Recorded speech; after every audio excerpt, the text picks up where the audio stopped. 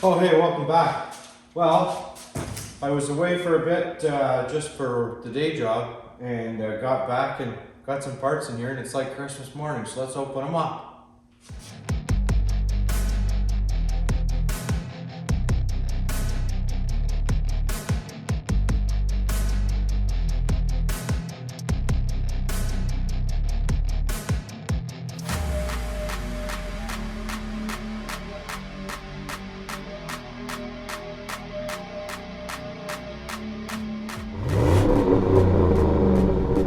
Okay, so these are all, I believe, I haven't opened any of these packages yet. These should all be parts for this car, for the Mercury. And I'm going to show you sort of some of the stuff that I'm changing up here. So let's open a small package first. I'm pretty sure you can tell where I got all this stuff from. I'll put the links down below in case you're interested or want to grab any parts. So these are the U-joints for the steering.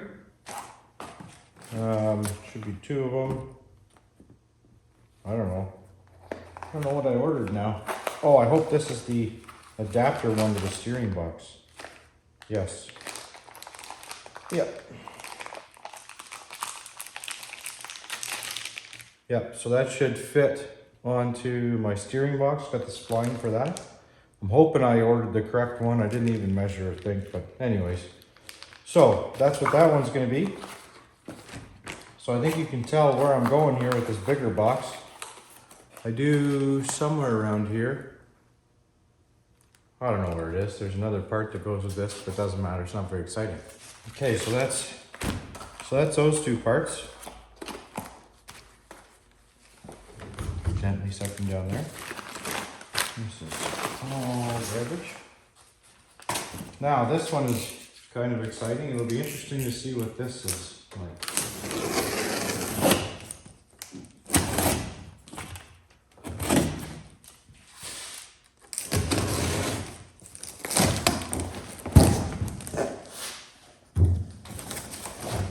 Let's see. Packaged well. Oh, I guess I opened it upside down. I don't know. Huh. All right, look at that. So, new steering column. Nice and shiny. I had planned on, you guys see that I've got that V-body steering column in there, and they're just so ugly. And I was gonna try and modifying it and take out the hump where the switches and controls and everything are. You know, I'll have to take the key out because I'm going to leave the key in the dash because why not? And anyways, I was stumbling across stuff on Amazon and stumbled across this steering column that it's relatively inexpensive. I mean, obviously it's, you know, offshore made and whatever, but so is everything these days. So I figured, you know what, let's give it a shot. And so it removes the key, so there's no key in the column. It is tilt, so it will have tilt. It's got nice knobs there. So GM plug on it as well. I measured it up. This should be just the right length. And with this steering column, I should be able to use my original column mount. So let me grab that. Now I know I went to all that trouble to go and make that other steering column mount, but I mean, why reinvent the wheel at the end of the day? So that's going to work. So this mount is going to work to hold it up to the dash, and as long as it holds it tight, which it should, once it's all up in there, this should hold this nice and tight. I'm going to have the other clamp down the bottom, but that's how it goes sometimes, right? I mean, if you've built custom cars or whatever, especially from scratch like this, I mean, it's not like the Skylark where I'm just putting factory parts on. When you're customizing and sometimes you just decide, nah, I don't like that, I don't like the look of it, whatever. So that's what's going on. So I got a new steering column for it. So this will look really, really nice in the car. So I'm happy with that. And again, I'll put the links for this down below in case you want to try it out too. Or wait until I get it installed, but like I said, there's all this stuff. Somehow I opened this box upside down. in there. I'll even put the note in there. Sure. Now the next thing is I've never really been happy with the rad that I was putting in there. The rad that I was originally using would be for like a S10 or G-body Radiator, S10 with the V8, what they call the Corvette style. And I was never really happy with it, so was looking and measuring radiators. So I think this one will work better for me.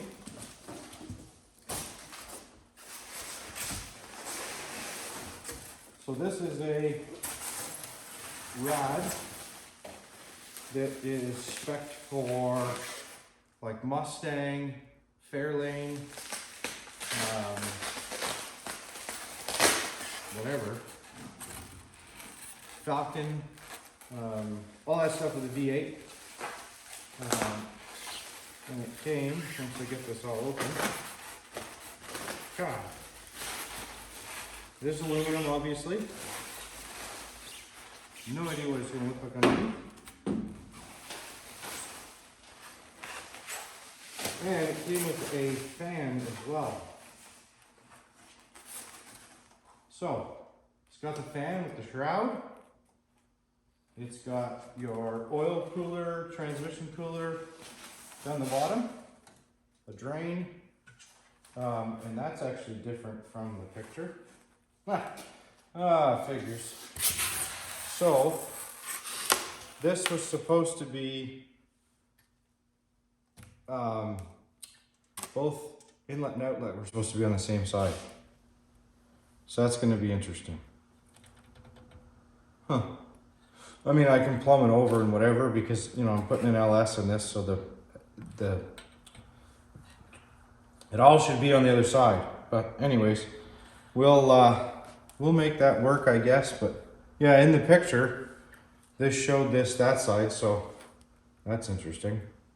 I'll have to go back and look at that again, but I'm pretty sure that it shows on that side. Anyways, it was, again, relatively affordable, so I'm not too worried about that. All the fins look good. That was the other thing about the other rad that I got. It was actually bent a little bit in the middle, bent in shipping. Unfortunately, it looked like it got dropped. And but this one's nice. All the fins look good. Nothing really looks bent.